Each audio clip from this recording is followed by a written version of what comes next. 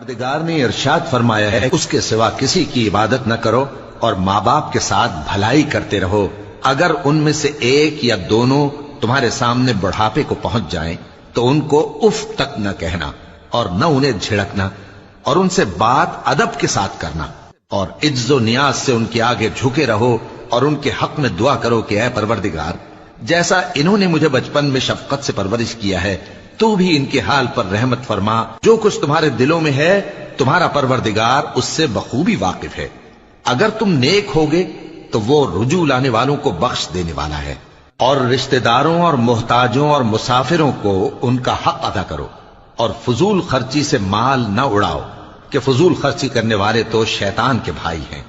اور شیطان اپنے پروردگار کی نعمتوں کا کفران کرنے والا یعنی ناشکرا ہے۔ اور اگر تم اپنے پروردگار کی رحمت یعنی فراخ دستی کے انتظار میں جس کی تمہیں امید ہو ان مستحقین کی طرف توجہ نہ کر سکو تو ان سے نرمی سے بات کہہ دیا کرو،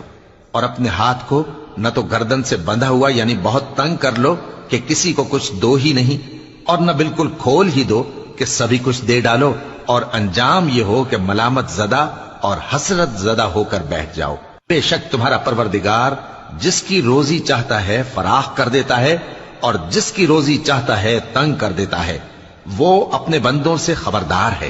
اور ان کو دیکھ رہا ہے۔ اور اپنی اولاد کو مفلسی کے خوف سے قتل نہ کرنا، کیونکہ ان کو اور تم کو ہم ہی رزق دیتے ہیں، کچھ شک نہیں کہ ان کا مار ڈالنا بڑا سخت گناہ ہے۔